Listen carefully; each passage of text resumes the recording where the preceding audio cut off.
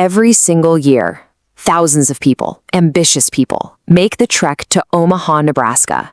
They fly in from all over the globe, and they all have one single thing on their mind. You can see the desperation in their eyes. They line up, they grab that microphone, and they ask him for the one thing they think will change their entire life, a secret stock tip. They genuinely believe that if they can just find that one magic company at the one perfect moment, all their money problems will just vanish. But they're all missing the point. See, they've bought into this huge lie that Wall Street loves to sell. The idea that your financial success, your entire future, is forged in the fire of the trading day between the opening and closing bell. That it's all about your brilliant decisions in the office. But that's not even close to the whole story. Okay, let's just cut right to the chase here. Your ultimate financial destiny has almost nothing to do with what happens at work. It's almost entirely decided by the person waiting for you when you get home. That's it. That's the secret. The single biggest, most impactful financial decision you will ever make has nothing to do with stocks or bonds or real estate. It's who you marry. Now, society loves to paint marriage as this big romantic fairy tale, right? But for today, we're going to strip all of that away. We're going to put on our green eye shades and look at marriage through the cold, calculating lens of a value investor. So let's ask the really uncomfortable question. What does a marriage actually look like on a balance sheet? In the brutal reality of the business world, marriage isn't a poem. It's a merger. In fact, it's the most extreme merger and acquisition you will ever be a part of. It's a deal with an infinite timeline and some seriously unforgiving math that, honestly, most of us just choose to ignore. Just look at the risk profile here. Let's say you buy a terrible stock. What's the worst that can happen? It goes to zero. You lose 100% of your investment. It stings, for sure, but your loss is capped. But a terrible marriage? Whoa, that's a whole different game. You are signing up for an unlimited liability contract. Your potential losses aren't just 100%, they're literally infinite. And let's be really, really clear about this. The biggest cost isn't losing half your stuff in a messy divorce. That's thinking way too small.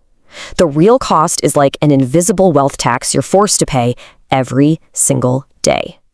To get what I mean by tax, you have to understand your most valuable asset. And it's not your house or your 401k, it's your cognitive bandwidth. Think of it like your mental battery. You only get so much juice each day. A toxic partner doesn't just empty your bank account, they are constantly draining that battery, leaving you with nothing left for your career or your investments. When your home becomes a battleground, you're suddenly fighting an impossible two-front war.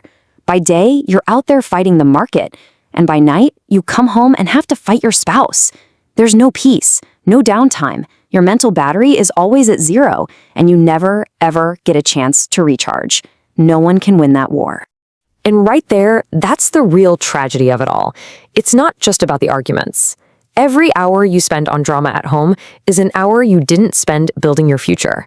You don't just lose what you have now. You lose the entire empire you were supposed to build. Your potential is just gone, wiped out, because you're always running on fumes. But okay, enough of the doom and gloom, because the opposite is also true. And this is where it gets really powerful.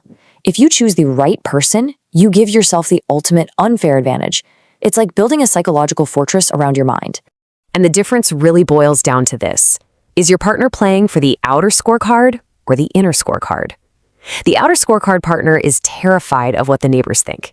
They need the fancy car, the bigger house. They will literally drive you into debt to fund their ego. But the inner scorecard partner, they couldn't care less. They're focused on protecting the long-term plan, which is what allows you to build real, lasting wealth. I mean, just think about it. How on earth did Warren Buffett live in the same modest house for over 60 years? Simple. His wife was completely immune to social pressure. Because she was content, he had the freedom to be patient. A partner who doesn't need to impress anyone gives you the most powerful weapon in finance, staying power. Which brings us to another pillar of investing, the margin of safety. It's just common sense, right? You don't drive a 10,000-pound truck over a bridge that's rated for exactly 10,000 pounds. That's just asking for disaster. No, you build a bridge that can hold 30,000 pounds. You prepare for things to go wrong. Well, the same is true for your partner.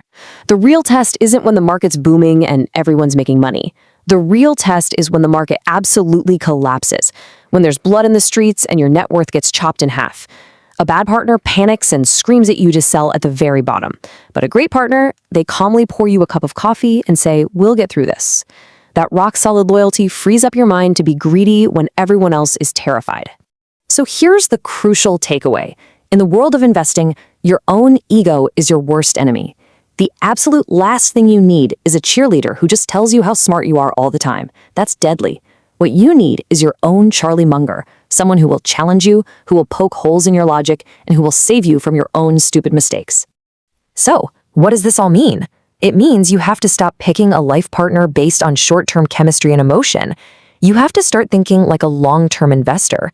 You need to apply the same cold, ruthless due diligence to this decision as you would to buying a business you intend to own for the next 50 years.